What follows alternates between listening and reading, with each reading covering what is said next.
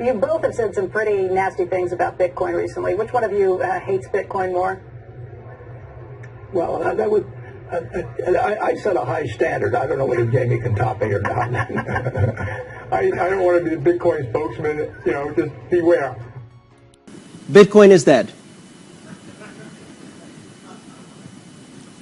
Bitcoin is just a silly idea. It clearly can't possibly work. It won't scale. It will fail. It has failed. It is dead.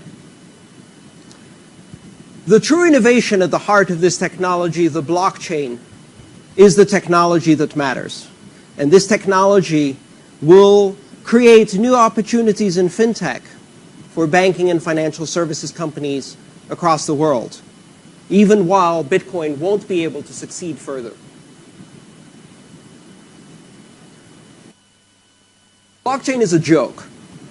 Blockchain doesn't actually work. Bitcoin is the only thing that matters. Bitcoin will completely change banking. It will make banking obsolete. All central banks will be destroyed in the path of Bitcoin. And within just a decade, every currency in the world will be dominated by Bitcoin. Both of these positions are ridiculous, simple-minded, puerile, and fundamentally wrong. For every complex question, there is one very simple solution, and it is wrong. This is a very nuanced space. It is a space that is brand new. It is a space that has existed for only 7 years. And yes, it does represent something truly revolutionary, a fundamental change in our understanding of trust, a change in the way we organize authority and trust from hierarchical systems to network-centric flat systems, a reimagining of what it means to have currency, how currency derives its value, a new system for disintermediating intermediaries, a rebalancing of world affairs. All of these things are true. But we don't really know how this is going to play out, which is the most exciting part of my job. Bitcoin is one of the few spaces and one of the few experiences I've ever had in my life where I feel that I am sitting on the front rows of history, observing history in the making. History is not the past. History is how we change the present to affect the future, and we are doing this right now worldwide. And by we, I don't just mean Bitcoin. I mean the much broader space. So, before we go to a very simplistic answer, what is called in some spaces Bitcoin maximalism, or to the opposite extreme, where we discount Bitcoin as an unruly, ragtag, anarcho-capitalist dream that is silly on its face, and clearly serious people, scientists, people with PhDs have said that this will soon die. Before we go to these extreme two positions, we really need to understand the nuance. What is Bitcoin? What is the blockchain? What do these things have at their very core that gives them the characteristics they have? How do you tell them apart? What are the differences between the systems? And what applications do they have? And so my goal today is to really try to answer these questions. So what is Bitcoin? Bitcoin is the first blockchain. Bitcoin is the largest open global blockchain that exists today. Bitcoin is the first borderless, transnational, open system of access for financial payments and trust that enables innovation without permission, with high resistance to censorship, coercion, and geopolitical manipulation. Bitcoin is a mathematical proof system that is fundamentally neutral to participants. It exhibits a principle that on the internet we call net neutrality and brings that to finance, which of course terrifies people. Finance without concern for source, destination, or amount, neutral routing of transactions, equal for everyone. That idea is terrifying. Where does authority come from? Where does trust come from? It's almost as if suddenly we no longer pay attention to the New York Times, and instead anyone can publish their opinion without an editor. What will the world come to? What the internet did for communication, Bitcoin is doing for finance. It is introducing a fundamentally different, network-centric and flat system that allows us to do transactions without recourse to authority or intermediaries, and that derives trust from the collaboration and computation of thousands of nodes. It uses a blockchain. Blockchain is one of several components that make Bitcoin work. And if you focus too much on blockchain, you may miss the point. What is the most important technology of the internet? What is the really important invention that makes the internet work? TCP/IP? Packet switching? TLS? But to take the internet and consider it only as a packet switching network means that the internet and an intranet, the internet and your local area network, are equivalent. Are they? Really? Was the real opportunity to be able to do packet switch networks? Or is the real power of the internet the fact that it is open, global, transnational, borderless, censorship resistant, open access, and anyone can innovate without permission? This is the crucial issue. Where does the value of Bitcoin derive from? Yes, it is a blockchain, but it is a very special blockchain. It is a blockchain that uses as its fundamental consensus mechanism proof of work. And proof of work gives it certain characteristics that are unattainable so far, as we know, with other consensus mechanisms. Bitcoin is fundamentally open, borderless, transactional, transnational, censorship resistant, etc., etc., etc. All of these characteristics. They are both what it is and what makes it powerful. And ironically, they are also the things that most critics of Bitcoin point to as its greatest weaknesses. It cannot be allowed to exist if it is borderless and open to access. If it has no ability to be controlled, it cannot be allowed to exist. And yet, it exists. Bitcoin forgot to ask for permission. So, out of this experiment, this grand experiment that has lasted 7 years, we now have this really disruptive force that is forcing us to reimagine what it means to do a payments network. And out of that, we come up with the most brilliant marketing campaign in the history of disruptive technologies. Imagine if you've invented a new disruptive technology, and you manage within 4 or 5 years to completely distract the incumbent by persuading them to follow in your footsteps and to adopt the central premise of your technology in order to disrupt their own business from the inside out. If the Bitcoin community had presented banks with the idea of blockchain, as we did, and said, here, put $1 billion into training people on how to do things our way, and work in our space. I mean, someone should have gotten the Nobel Prize of Marketing, the Oscar of disruptive distraction. But the truth is that the financial services environment seized on blockchain because they saw within it the possibility of using some elements of Bitcoin without being disrupted. But blockchain is not the only thing that makes Bitcoin tick. And so in this effort, we see many similarities to the early internet. In the early days of the internet, when companies saw the internet and they saw that it had no editorial control, no centralized security mechanism, no barriers to access, this represented a terrifying departure from the model of IT. And so as a result, most companies resisted. They built intranets using TCP/IP, and they put heavy firewalls all around to separate those intranets, keep them controlled, give them editorial access and control, and tame the system.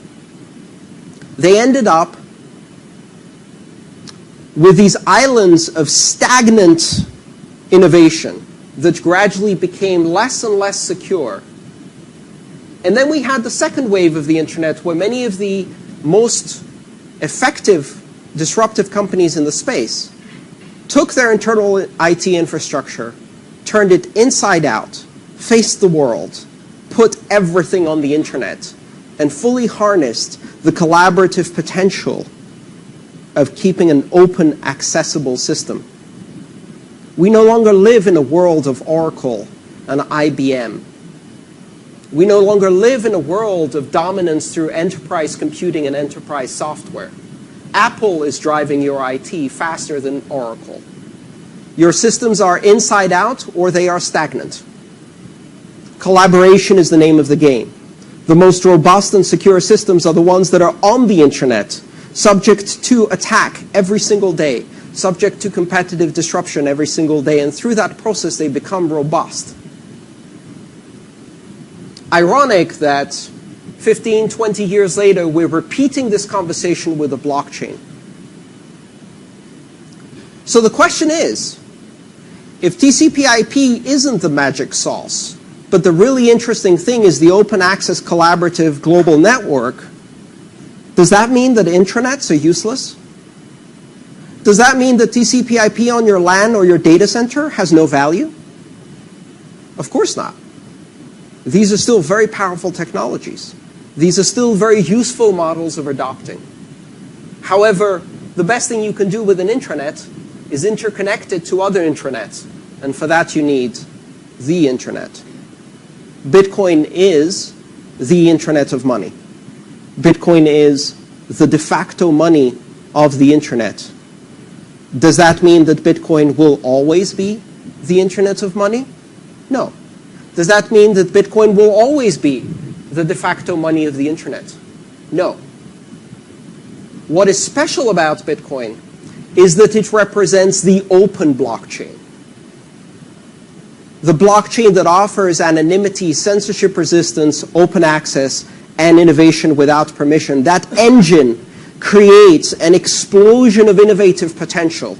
It connects the vast number of underbanked, unbanked people around the world, some 4 billion people who could become connected through a simple Android phone or even a simple Nokia text messaging phone to the global financial network.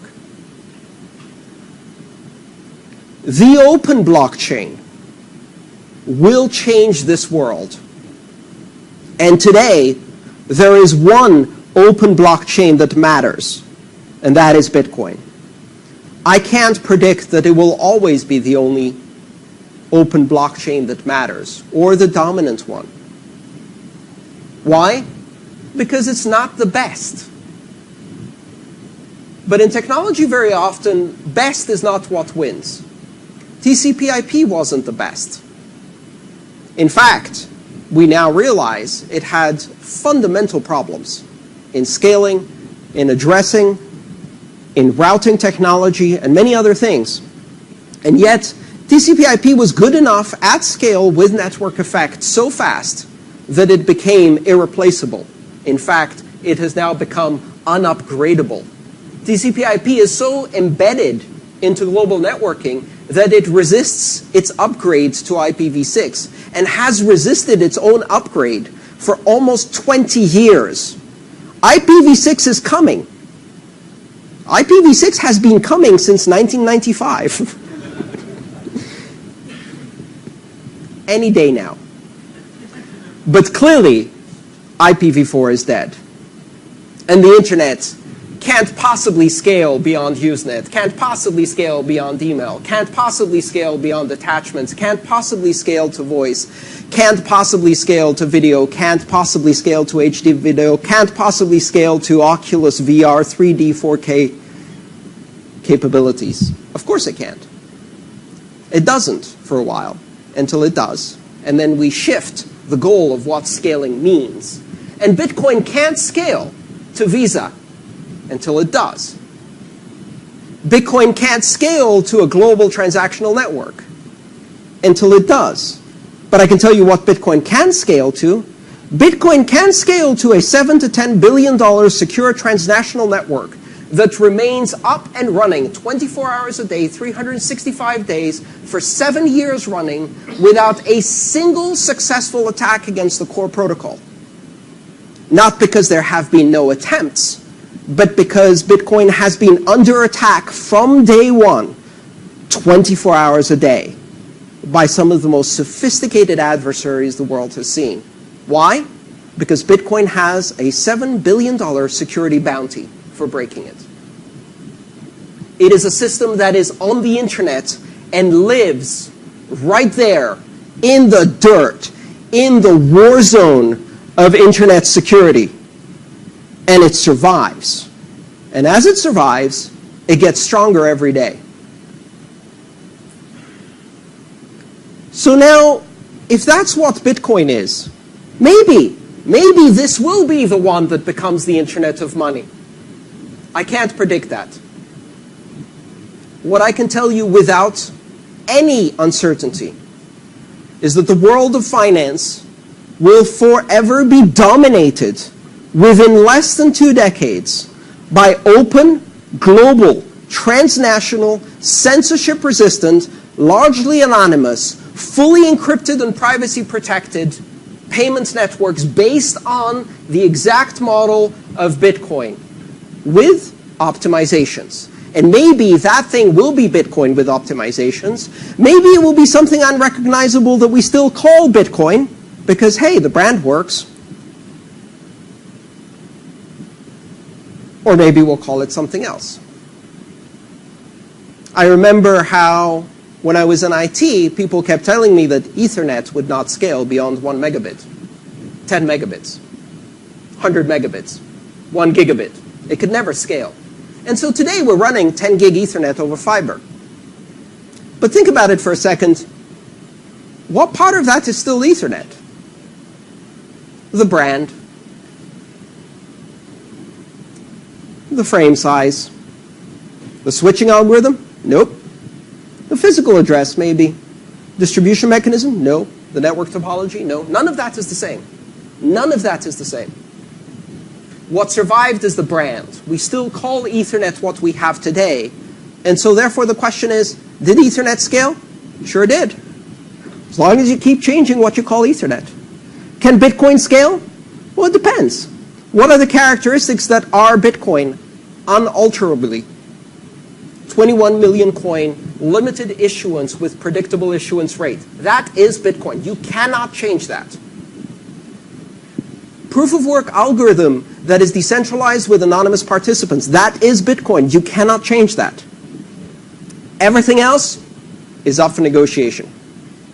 We're going to maintain anonymity and privacy. We're going to empower the world. We're going to distribute these powerful tools of finance to everyone who has a smartphone.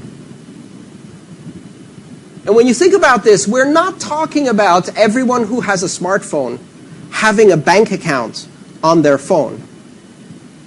We're talking about everyone who has a smartphone having a bank on their phone, of which they are the CEO. A bank with the possibility of international wiring and settlement, equity settlement, market making, loan origination and termination, liquidity generation, and many other capabilities that today even many banks don't have in a single system. And one day, a decade from now, a 6-year-old will be able to open a bank on their phone and become a banker. Perhaps even issue their own currency and become a central banker. That sounds insane.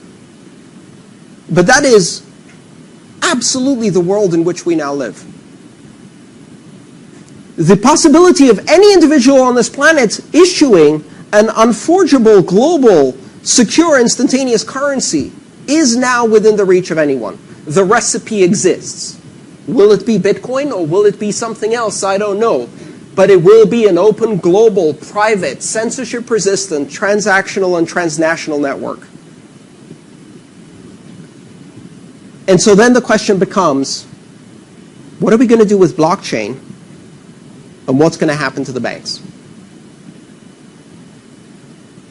Well, some of the banks will adapt. And blockchain will have some very interesting applications. Blockchain has certain useful characteristics. As a technology, blockchain in general is not an answer. If you say, I have a blockchain, what that prompts me to do is start asking you questions. It opens many questions. For example, what is the consensus algorithm? What is the control structure and governance structure? What is the model for currency generation or token generation? What is the authority for issuance?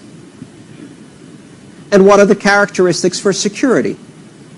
And so if you start asking those questions, you can decide, okay, what type of blockchain is this? Is it open? Is it closed? Does it use proof of work?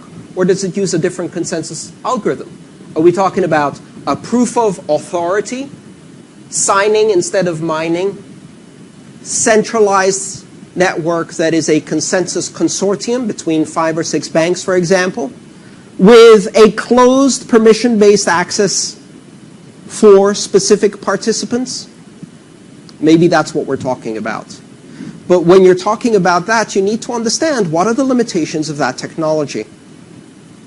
What does it do and what does it not do? Just because it's blockchain doesn't mean it will do everything that you think it will do.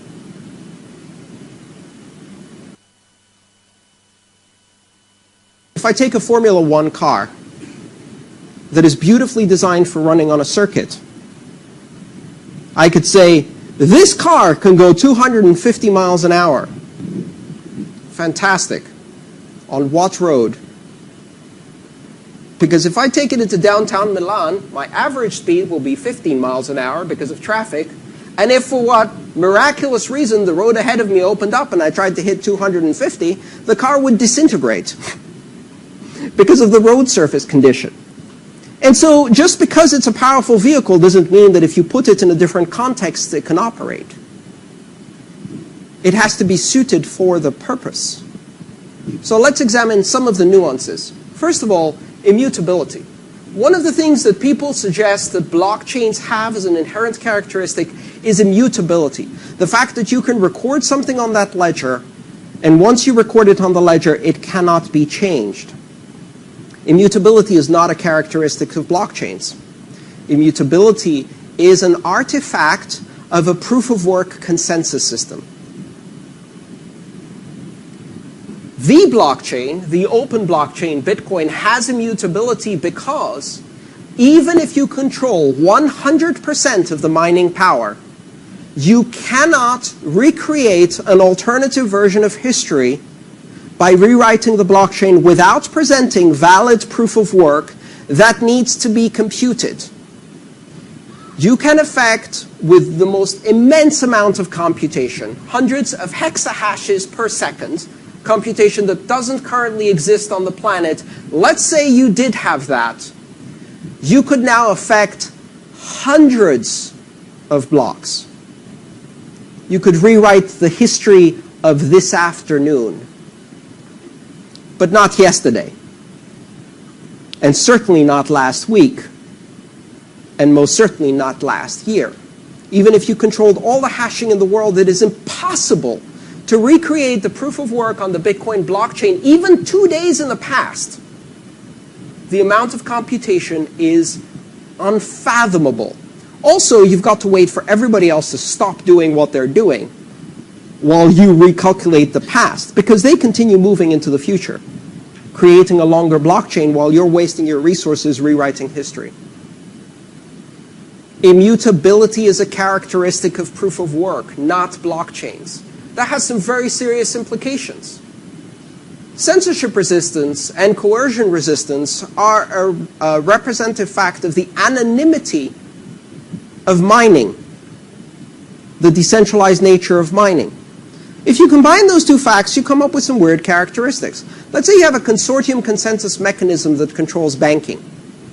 I don't know why you'd apply that, but let's say you built a blockchain that uses 6 banks that sign transactions in a round-robin fashion, or Paxos Byzantine sophisticated consensus model that you bought at great expense from a very expensive consultant. What happens when you are served with a judicial order to rewrite the history of the last year and make the balance of the bank account of WikiLeaks go to 0? What happens if you're not served with a judicial order, but simply blackmailed through market pressure by a regulator to do that? Not that that would ever happen. I mean, in a democracy, we don't just cut off the finances of WikiLeaks without any judicial process, do we? So the problem is that you can actually coerce the participants in the system to rewrite the financial history of transactions. That represents a moral hazard of extreme proportions. The next question is, why would you use such a thing for a settlement system? And this is something that mystifies me. Okay. SWIFT is an antiquated pain in the butt. It's expensive, it's slow, it's mired in geopolitical control. The equity clearing systems are not as bad, but they're still expensive and slow. And certainly you're directing a lot of profit. Why not just implement a banking consortium that does settlement internally? Well, I have an idea. You know, one of the things about having a centralized clearinghouse, apart from the fact that they have maximum transactional efficiency, they can operate at billions of transactions per second, no problem, right? And a blockchain really can't replicate that level of efficiency. There's no way you can do it. Physically, it is impossible. But let's say you get around that. So what you're saying is you're going to replace a party that has no fiduciary interest in the equities that they're clearing, in the instruments that they're clearing, that is not a market maker and participant in this market, that is completely independent by design, and that gives you a guarantee of neutrality through separation of concerns and duties. With a consortium of 5 banks that they themselves are market participants, market makers, and have enormous conflict of interest.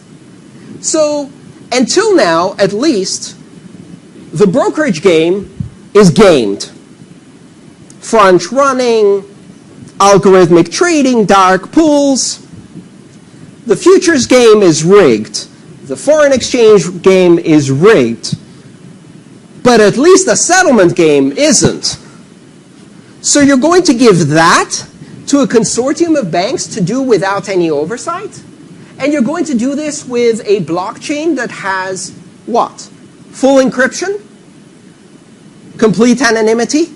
Well, that's a double-edged sword. But if you make it fully transparent, then the first time Anonymous gets into that market and leaks that blockchain, oh, wow. Forget Panama Papers. This is Panama terabytes. Every transaction ever made. I would love to see the black budgets of some governments come out when the blockchain leaks.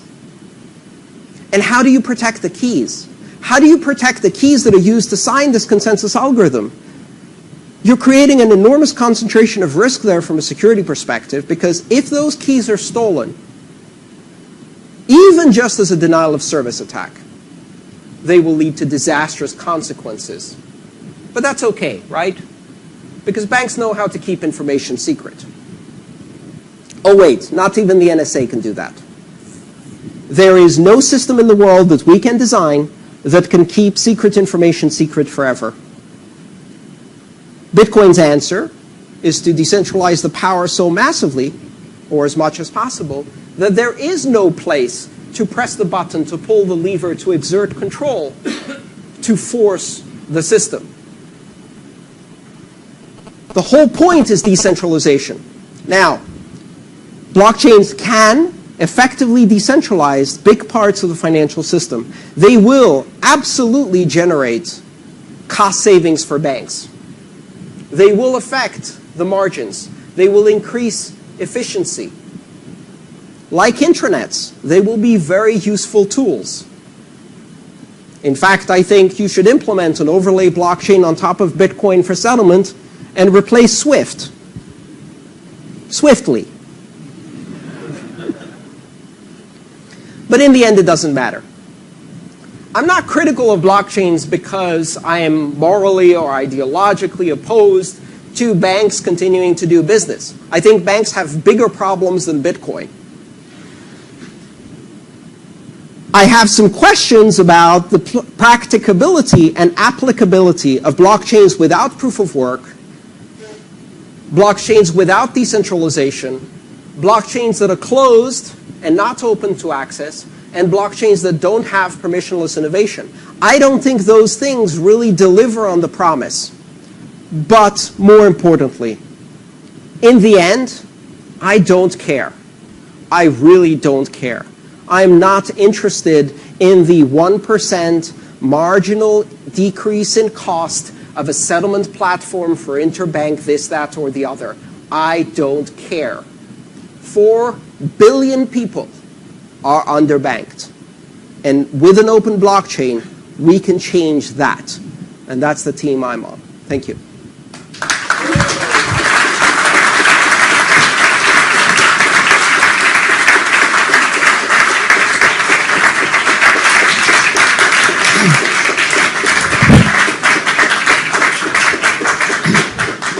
Thank you, Andreas. Thank you. Thank you for your compelling view on the relationship between Bitcoin blockchain, the future of our central banks. We have a representative from the Bank of Italy, the payment systems, the currency we have in our wallet, our financial institution clients, and also on us as consultants. So thank you.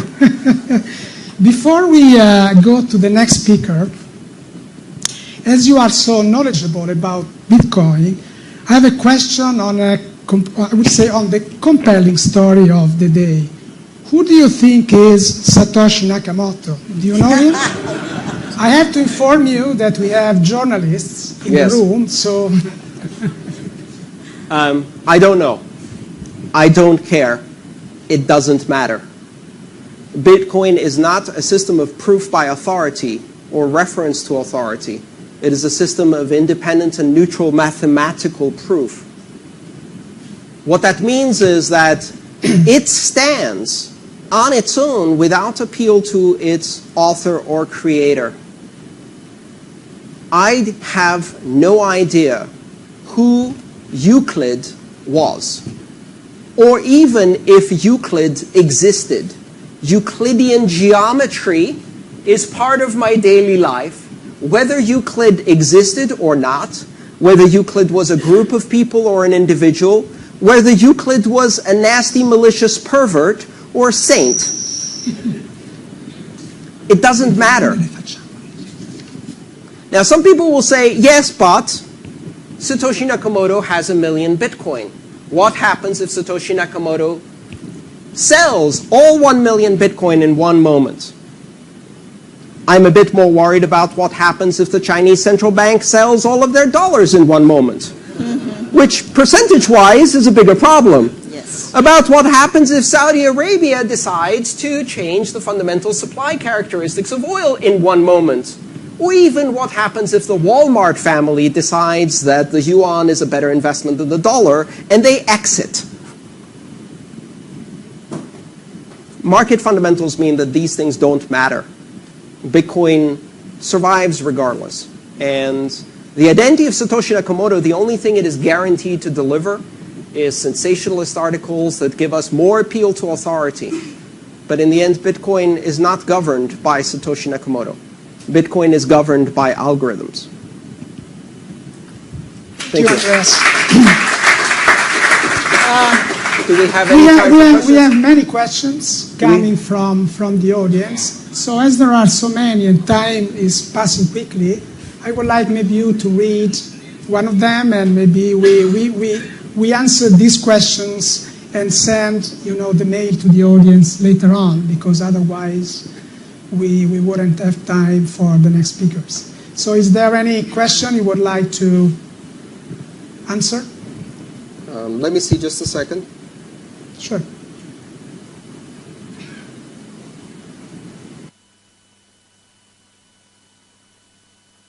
Are coming continuously, so. I think will the success of blockchain be defined by a push factor from the market or a pull factor from the audience as is happening now? I'd like to shift that a tiny bit and talk about the open blockchain, the global open blockchain, Bitcoin, as it exists today. I said we forgot to ask for permission, but we also don't need support. This is not a system that is going to work better if banks support it and back it. It is not a system that is going to have an increase in trust if we add intermediaries. It is not a system that will become better if we add identity and reputation systems, thereby replicating the problems of the past. And it is not a system that intends to replace Visa as an experience for a developed nation consumer buying a cup of coffee at Starbucks. That is not the point. It is not a system that will replace national currencies. Bitcoin will affect import-export businesses, international remittances, insourcing and outsourcing, and cross-border transactions where the friction is greatest, and it will serve those who are not being served by banks. And therefore, Bitcoin is irrelevant to banks because they cannot use it. And they cannot use it because banks are fundamentally imprisoned within a regulatory system that does not permit them to use systems without identity. And outside of that prison are 4 billion people who don't have identity to be part of that system, and they can use Bitcoin.